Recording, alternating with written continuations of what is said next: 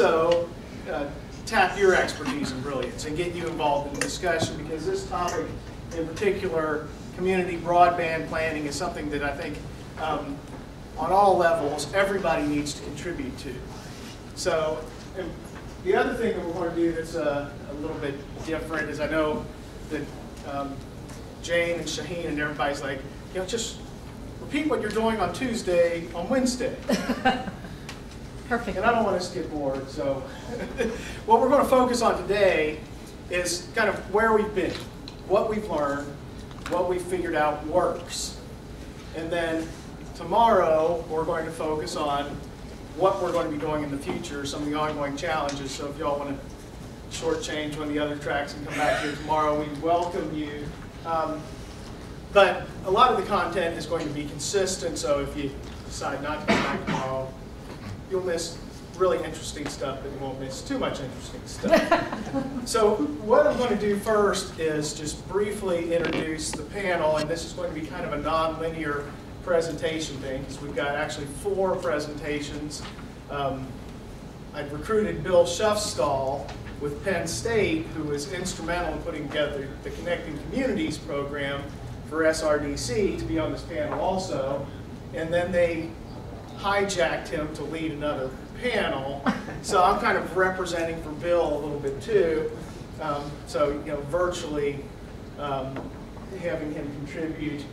But what I'd like to do just really quickly is introduce the panel and then have them talk a little bit about themselves and their background. And then what we're going to do is we're going to go into a little bit of a discussion about what we've learned. And my challenge to the panel is not just to share what they've learned through their experience, but to engage y'all in what you've learned. So, Brenda Van Gelder with Virginia Tech, Blacksburg Electronic Village Initiative, one of the most storied community broadband initiatives. Kate McMahon, who was actually involved with RTC way back in the day, and is a leader in really thinking about broadband planning, and is actually co-author now of American Planning Association, what do they call it? Technical Planning Advisory Service Report. Planning Advisory Service Report that's about to come out this spring on broadband planning. We're going to get the planners engaged in broadband planning. Wow. And then Daniel Aghion with W2CI has been a leader in developing tools and models for broadband planning, and it's recently really kind of focused on digital inclusion. So what I'd like to do is just, Kate, because I have your presentation up here immediately available to us, I'd like you to just kind of give a little bit of your background and how you got here, and then real quickly talk about some of the things that you've learned in your experience. Okay. Well, as you can see on the slide, I have a degree in urban planning and also a degree in educational technology or informational technology. And I've been combining those 2 disciplines since I've been combining those 2 disciplines since 1997. Does this make a difference? No. Try to sit up here. Okay. Not going to be in the way. I think it's on now. Okay. Yeah, I've been combining the urban planning background and the technology background to work with communities since 1997 to do telecommunications assessments and broadband planning.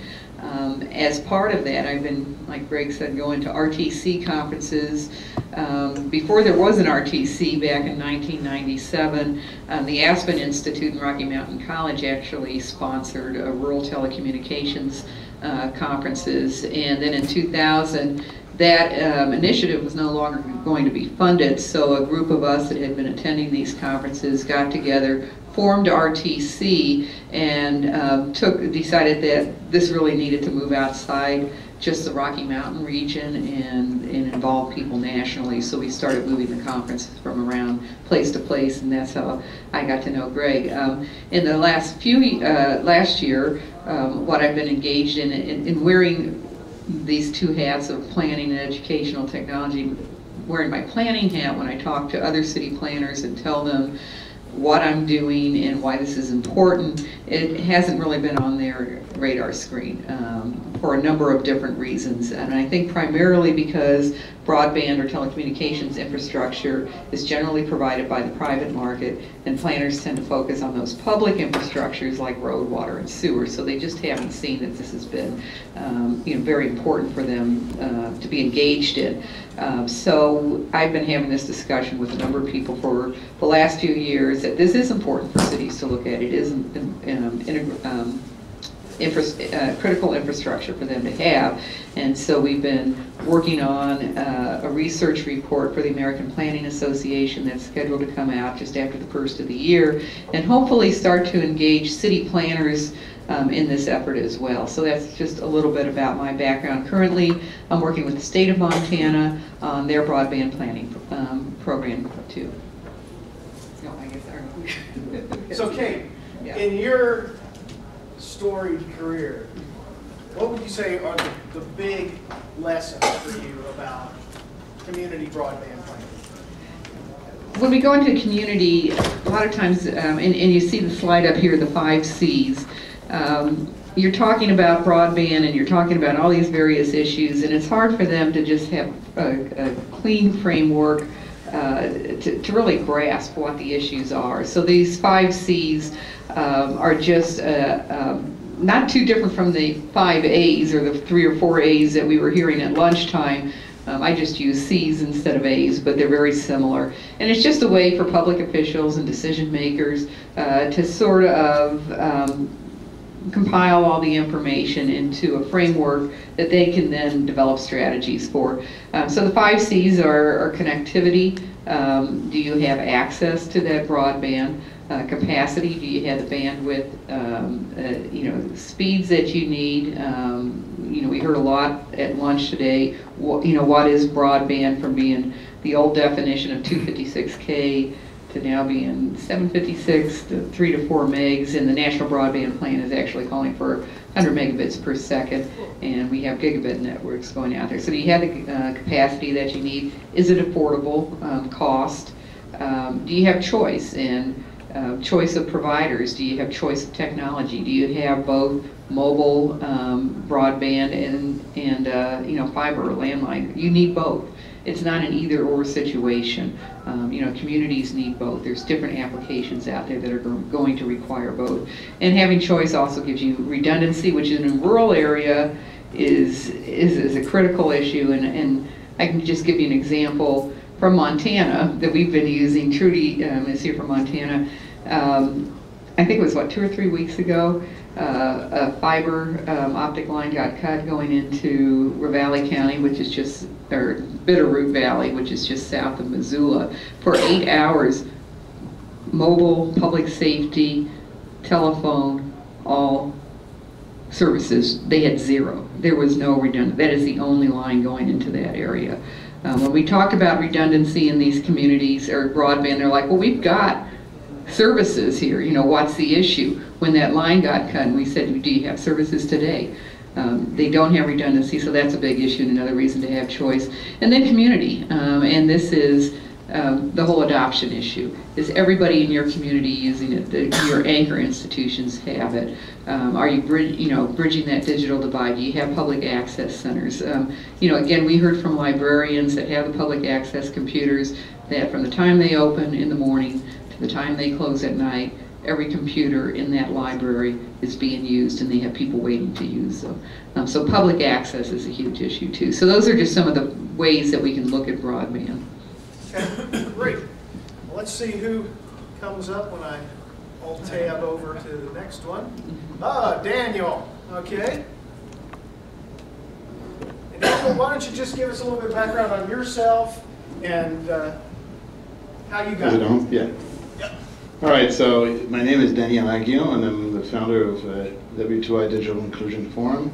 We've actually been operating in space not quite as long as you, Kate, but since 2002, 2003, where we started focusing on the role that local government could take in accelerating the adoption of broadband in their communities. And we ran a series of about 27 conferences on the subject across 4 different continents, had over 5,000 local government officials that went through that program.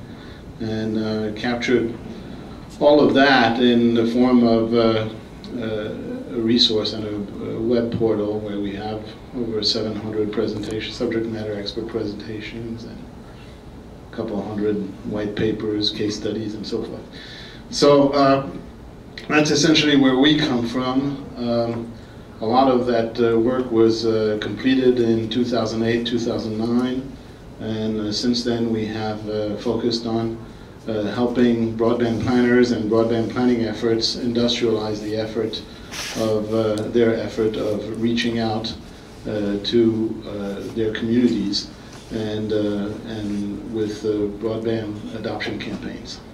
So, yeah. What in your experience have you learned are key things in community broadband planning? And I'm particularly interested because you have some very interesting stakeholders on here. IBM, Intel, Microsoft, not your normal community broadband planning stakeholders. Well, and then again, the private sector in there and the technology side of the private sector has been very interested in, and I'll speak in their terms at this point, in making sure that they grow their total available markets, okay? And that brings me to some of the data that has emerged through the National Broadband Plan and so forth, which basically shows that, you know, broadband is available to quote unquote 95% of the people, but it's only used by 60-some% of the people. And so if you can shrink that gap, that translates into the net increase of total available market. So those players to answer, and those partners over the years that have gone down that journey with us are basically interested in seeing that gap being reduced. And to this point, if you really look, and I make a kind of a somewhat challenging statement on my first slide, which basically, if there's only 5% of the United States that remains to be connected, sure, there is still a capacity and performance curve that keeps living. But on the other hand, you have 35% of the population that is not using it. Then what is the challenge? The challenge of adoption is actually probably multiple times more important or greater than the challenge of connectivity itself. And so that raises a whole, and opens up a whole bunch of issues that I hope we'll be able to have an interactive discussion on. Yes, it does. Yes, it does. Thanks. So last and certainly not least, Brenda. So you want to give us a little bit of background on how you got here and your insights on key things for... Well, of course, I'm always happy to talk about my favorite subject, me. But before I get to that, if you'll indulge me for just a moment, I would like to get a sense of who we have in the audience. So if you would let me know, are you here with the municipality? Raise your hand. Are you here with a private sector provider or private sector company? Are you here as a consultant? What major categories am I missing? State Not many people are raising their hands. Government. Oh, state planners? Okay. Okay, good. Less state folks. What, anybody else I'm missing here? That want to volunteer? Nonprofits? Universities. Healthcare? Universities? Okay. Well, I just want to get a sense. It's always helpful to know who we're talking to. How many of the state officials are facilitating or supporting local community level planning efforts? Quite a few. Okay. All right. Well, so back to what you wanted me to talk about. So I was the founding director of Virginia Tech's E-Corridors program, which is a sister program to the Blacksburg Electronic Village program, which started in 1993.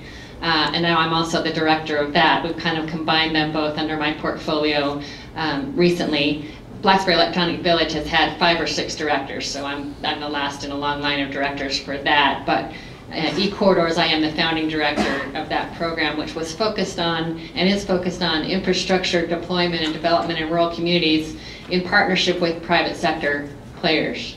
Our first community in Virginia was the city of Danville, Virginia, which now has its own metropolitan area network and has been very successful in attracting a number of high technology companies to locate in their community.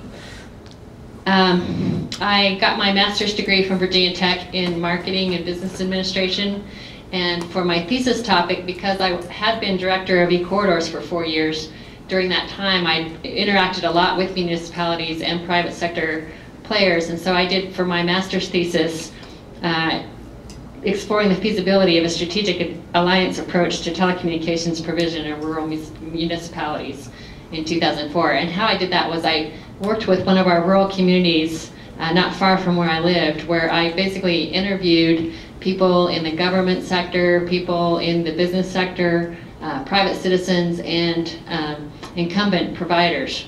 And I tried to identify common interests amongst all of those and then determine feasibility for moving forward, where each of them gets something out of a partnership to provide telecommunications access to the community. I'm currently, you heard Blair Levin talk about GigU.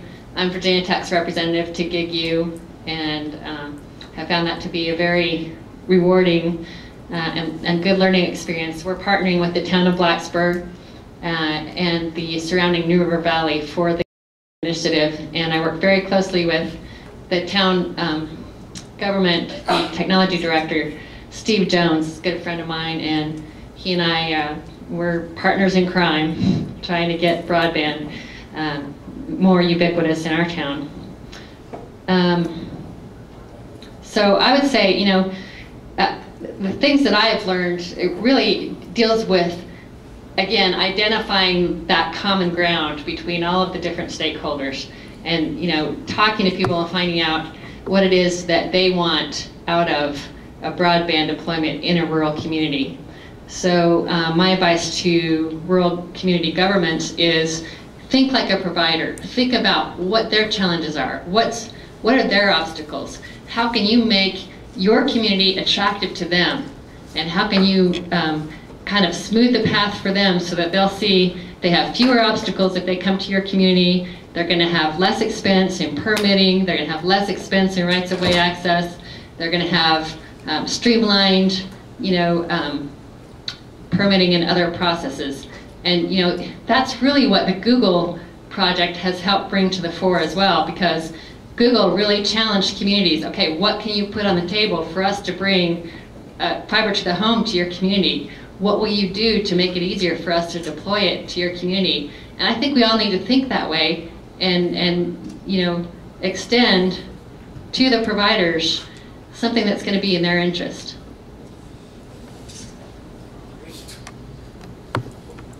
So what I'm going to do next, let's see, where is Bill's presentation?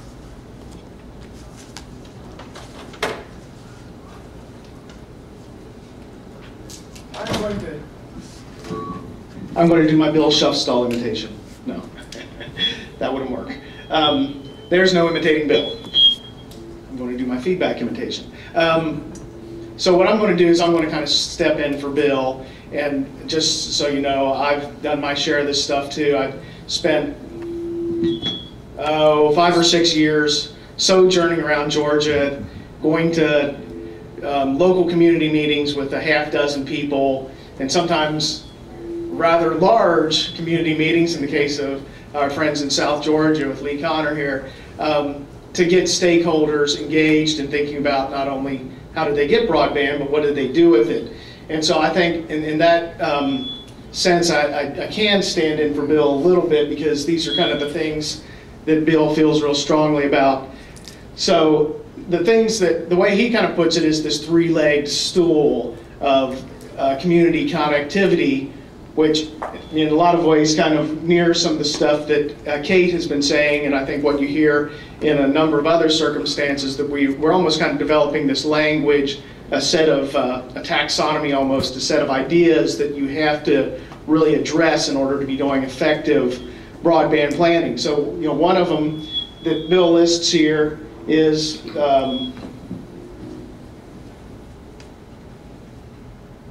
is that better? Much better. Can you all hear me? Check. Check. He's on the microphone. Okay. Is access and infrastructure. So on one hand, there's the physical infrastructure, but if you get IT stuff, you realize that just because you have physical infrastructure there doesn't mean logically that your network is connecting, that it's working. You have to have the, essentially the whole protocol stack enabled so that you can actually send information across the network. And of course that goes right to the very end of the network, that folks have computers and the ability to plug in and kind of go into some of the stuff that Daniel is doing, that if you have folks that are hearing impaired or otherwise have disabilities, they need ways to get into access too. So the infrastructure has to accommodate that. And right along with that, go the applications in education. Software on a network is everything, whether you're talking about an e-commerce application for selling products online, digital government so that folks can participate in civic processes, local media. One of the things, Lee, that we found down there in Southwest Georgia is that there just wasn't much local media. There's no local radio stations, not much in the way of local newspapers. So how do you have a real sense of community if you don't have that content and the education go along with it to understand how to use the technology? And then, of course, right along with that is community content. And kind of Brenda had that point up there that I think is a really important point, enabling folks to be producers, not just consumers, which really is a big switch that folks have to flip in their heads. Because in media, oftentimes we're very used to sitting on the couch watching TV, listening to the radio, kind of being passive consumers, and particularly social media. This is turning the whole model inside out, where you have what some folks have called the long tail, where you have lots of people making small contributions, which is, in the end, that's the essence of community, is enabling all the community members to make that contribution that really matters. And so with Bill's model, with connecting communities, I think what they've done really well is kind of built this step-based model that's a number of, how you start small and start working your way up.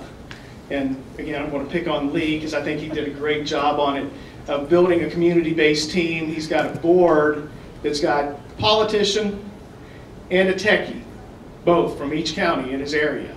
A sheer genius, if you ask me, because it forces them to get together and talk and share ideas. Going through a learning process. In some ways, I think this is more of a learning challenge than a planning challenge. Really looking at what the community has, and not just in terms of infrastructure, very important, and one of the things that Brenda talks about here in a minute, not to steal your thunder, Brenda, but vertical assets, understanding what those physical assets are, but also that community content. What is the unique local knowledge base that you have that you can leverage with this technology? Designing the future, being really ambitious, taking the blinders off, thinking big picture. Sometimes, I don't know about y'all, but sometimes with rural leaders that can be a bit of a challenge to get them to really think big picture and visionary.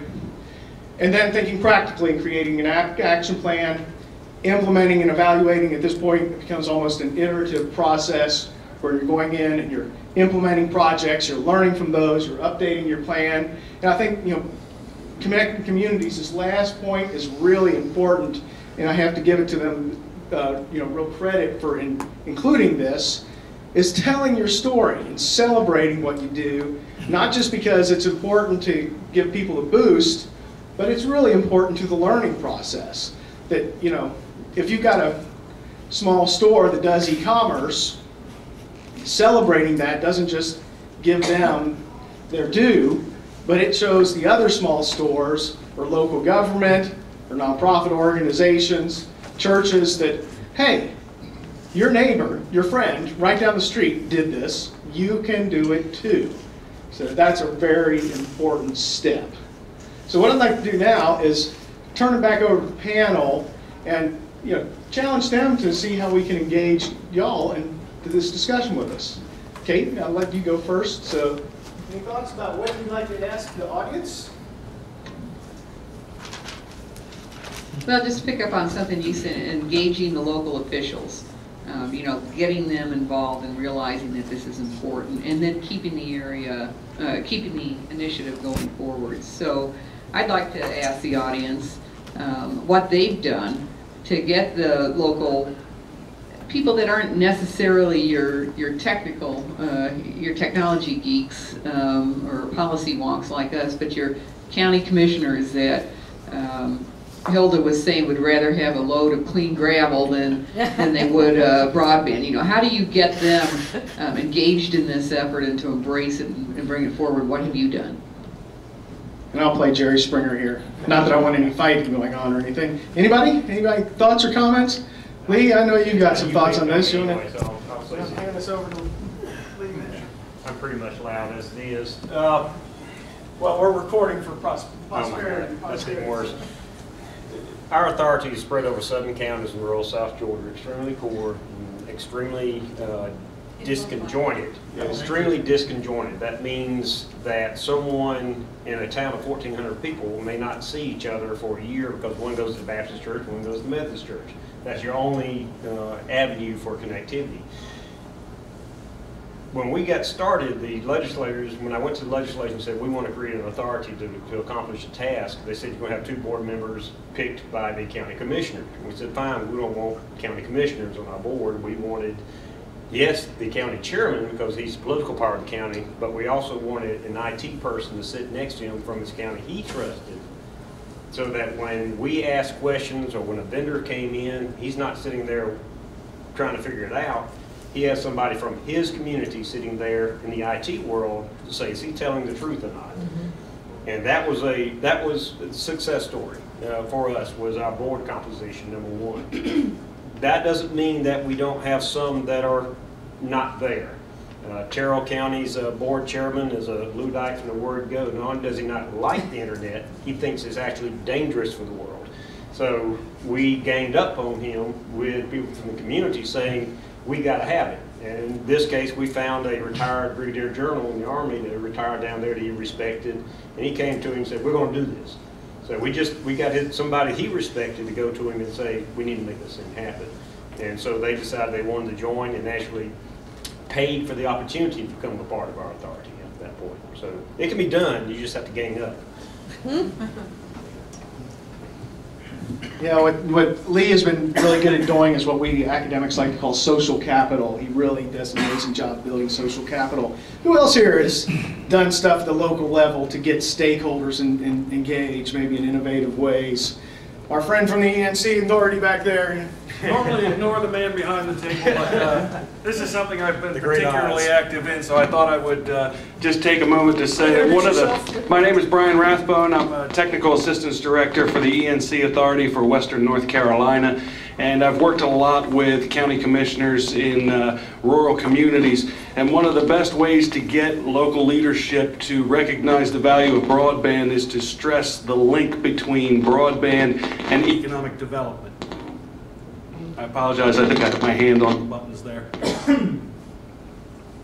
So not only the economic development, but also the access to education and access to employment opportunities. So many employers these days don't want somebody to come in and fill out a paper application. They want them to find that job application online. They want them to apply online and show that they have the ability to use technology to find that job. So stressing the link between jobs, education, employment, and economic development will often get local leadership's attention. Yeah, one of the things I found that universally important to these local leaders is they want their next generation, their kids, to stay in the community.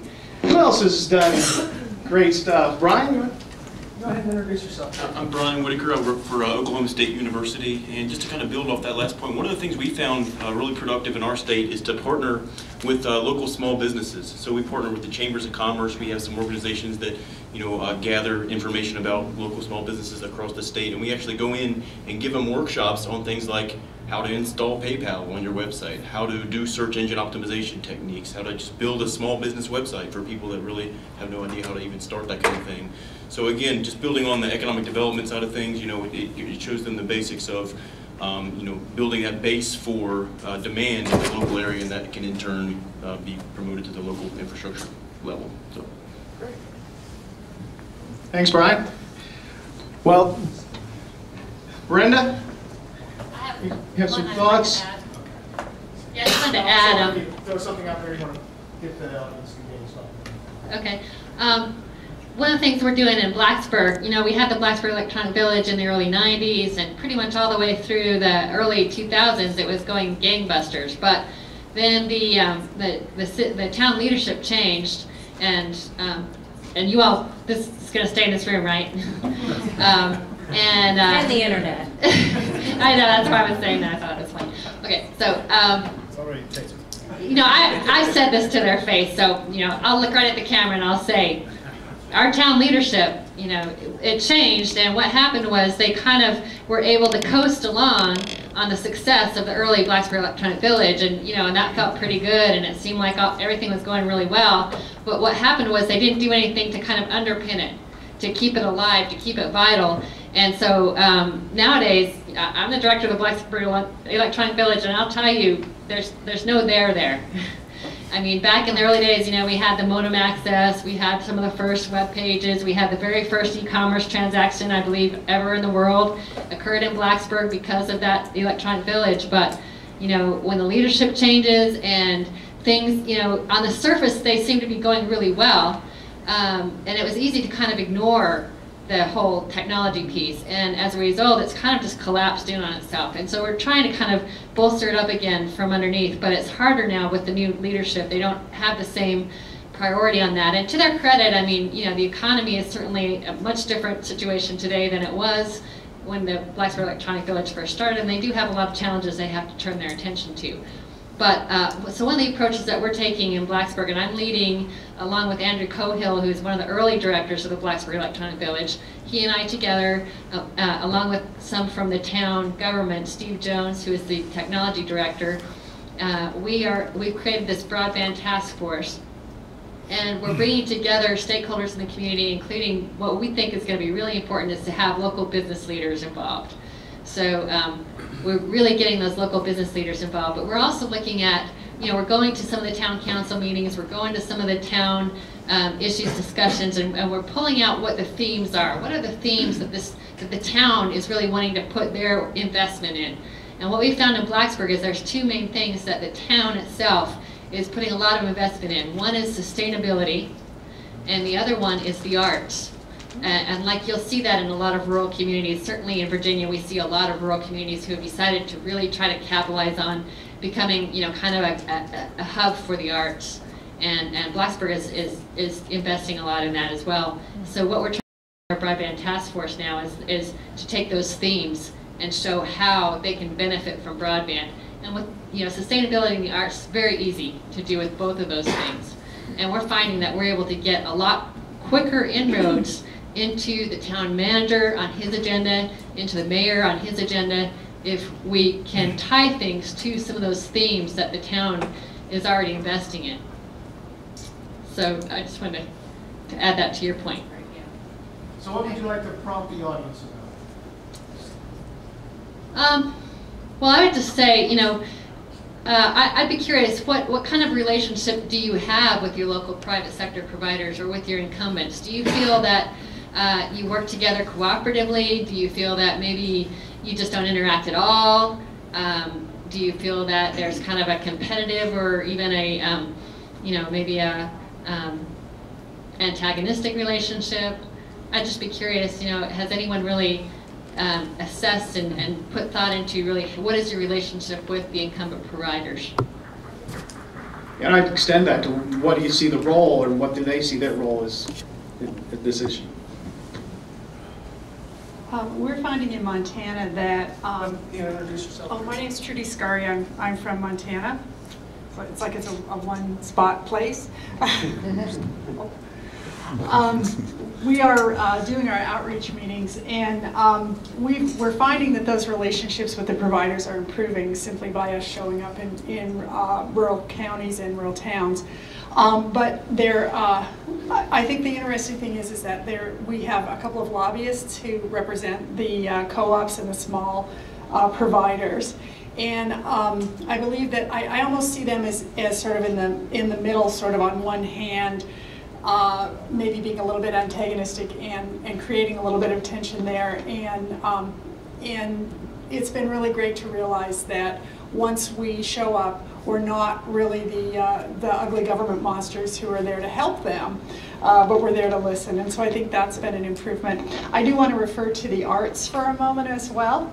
I am a former county commissioner from a small town in Montana, a small county. And when we were doing recruitment for professionals, whether that was for the school or for the hospital, we found that in order to recruit a physician, you have to recruit their whole family. And oftentimes the arts and the role of the arts in the community really did assist us in bringing professionals into the community. And I'm really excited to hear that that's playing out in terms of broadband as well. How about some of our state level folks? You want to talk about your relationship with the providers? My name's Tara Tui. I'm the project manager of the Utah Broadband Project. We're the SBI entity in Utah working on statewide mapping and planning. And I mean, my initial thought on providers, that initially it was very hard to get small or rural providers on board with giving us data that they had traditionally seen as proprietary. But just like Trudy said, once we went out into the rural communities, we met with them on their turf, sort of, and attended their annual conferences and things like that. I would say our relationship is better today with our rural telecoms than with many of our larger providers who initially were easily on board and ready with data. So that has been a major improvement, I think, was going and meeting with them in person, because they are leaders in their communities. Many of our rural telcos are, their leadership is on city or county commissions as well, and so that's been really powerful. But I would say from our project's perspective, I'm based in the Governor's Office of Economic Development, and we're all about jobs and recruiting and growing companies in the state. And a need that has been brought to our attention by the business community is for increasing redundancy, especially in rural areas. So I'm sort of walking a fine line between, we've really worked hard, very hard, to get good relationships with our rural providers who in many cases are the only game in town. But at the same time, we have needs now for increasing redundancy, and where it doesn't immediately help their bottom line, we've got to find a way to sort of recommend policies from the state level to foster economic development that goes just beyond basic access, really focusing on redundancy. So that's the latest issue we've been dealing with, and I'd be interested to hear the panelists' remarks on their dealings with redundancy issues. Yeah, I've run into a number of enterprises that say, we can be without power, we can be without water, we can be without just about anything before we can be without our telecommunications. And we have to have that, because it's literally hundreds of thousands of dollars a day if we don't have it. How about anyone else? Anyone else want to jump in and talk about working with providers? Dangerous ground. Sam? Willing to step into the gap there? I'm Sam Walls, and I serve, among other things, as a president of Connect Arkansas. And the advantage we have in Arkansas is that the government-designated entity for broadband is not a public entity. It's a private, nonprofit corporation called Arkansas Capital Corporation. And we've been around for 57 years. We're a product of the business community, so we have relationships with the business people, and they trust us. Our approach in setting up Connect Arkansas was to not be antagonistic. We ranked 47th or 48th in the nation in terms of adoption, and we figured that we couldn't hire enough people to do this job on our own. So we were going to have to get along with everybody. And we have about a 30-person board of directors, 30-person board of directors, and a third of them or more are providers. And we have education represented, we have the public sector represented, and we have the most important people represented, and that's the citizens. And so we have, from the very beginning, taken a collaborative approach to this, a non-antagonistic approach. We are in the business of getting customers for the providers, because when we get customers for the providers, we take care of the people that we're after, and those are the non-adopters. In all candor, I know the time is going to come when, to do the full job, we have to do some of the things that my friend from Utah is talking about.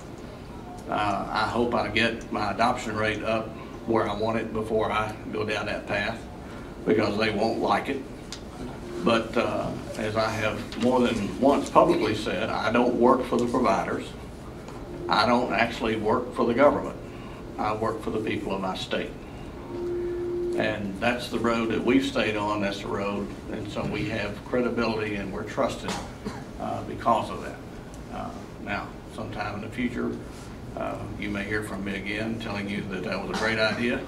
And at some point, you know, everybody gets along as long as you're doing what they want you to do. And then the first time that you're not, then that's when the situation changes. I just hope that when that time comes, and it will come, that we will be in a strong enough position where we can handle it. Well, we only have 5 more minutes, unfortunately, and I'd like to do Bill some justice, but he got pulled off to another panel, so I'm going to leave it to Daniel to kind of wrap us up and maybe give one more shot in with the audience. Yeah, so I actually had 2 questions. That one is fairly brief, the other one is a little more elaborate. But the first question is, as you roll out all your community outreach efforts today, I'd be interested in hearing how you make those scale so that you can actually reach out pretty deep in a consistent fashion throughout your community, your state and communities. That's question number 1. And question number 2 is, we are actually announcing next week actually today for that matter, a global inquiry that we're going to undertake in cooperation with the FCC and the International Telecommunications Union on broadband adoption and persons with disabilities. And what I'd like to hear is this, is what is it that you are doing in your communities to address this particular issue? And I'd like to put that in context in that data shows us, FCC data actually shows us that 40% of the non-adopters in the United States, of the non-broadband adopters, are persons with disabilities, be it that they're physical, cognitive, or elderly people. Now that's a very broad statement and is not actionable information in and of itself. So that's the purpose of the inquiry, is to go and peel the onion and put some actionable information that we can use. And I'd like to hear what you would like to see, and what if this has come up at all in your processes and reflection. Well, that is a huge subject, and I'm going to use my bully pulpit as moderator to say, we're going to talk about that a lot tomorrow. Because I think that is a huge ongoing issue and something that we're going to have to really deal with in the future. But I think your other question is one I'd like to get somebody particularly from a state, if they're interested, to share with, is how have you scaled your planning effort? How have you taken it from the community and scaled it to state level? Anybody willing to jump in on that? Jason, should I pick on you? I know Massachusetts has done some great work on this. You want to talk about what y'all have done with the Massachusetts Broadband Initiative? Sure. So we're a quasi-state agency that, I mean, I think our evolution, the genesis was there were a number of local broadband committees that evolved into connect organizations, which evolved into an effort to create a state entity that would tackle this issue, which created the MBI back in 2000 in aid. So I think we inherited an infrastructure that was largely in place with active communities that were knowledgeable both on the issue as well as what the existing infrastructure problems and resources in their communities were. And I think that's helped us kind of work with that population.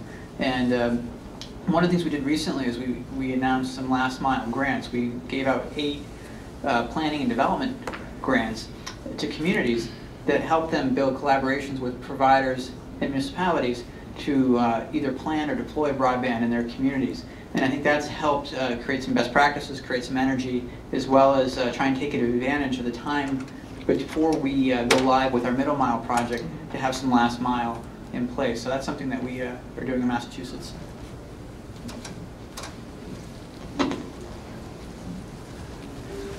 Okay, great. Well, tomorrow you have to come back so we can talk more about financing, because I think financing not only the build out, but all the other investments we have to make, and I'm going to drive the cameraman crazy here by walking around back and forth, and people on the internet are going to be having vertigo trying to follow us. So tomorrow, if you would like to do so, we'd welcome you back to talk more about kind of some of the ongoing challenges for the future and how we're taking community broadband planning to the next level. But for this afternoon, that's going to wrap it up. I'd like for you all to give our panel a big round of applause. It's a fantastic group. I really appreciate everyone wanted to share with us. And with that, please go on to your next session. Thanks.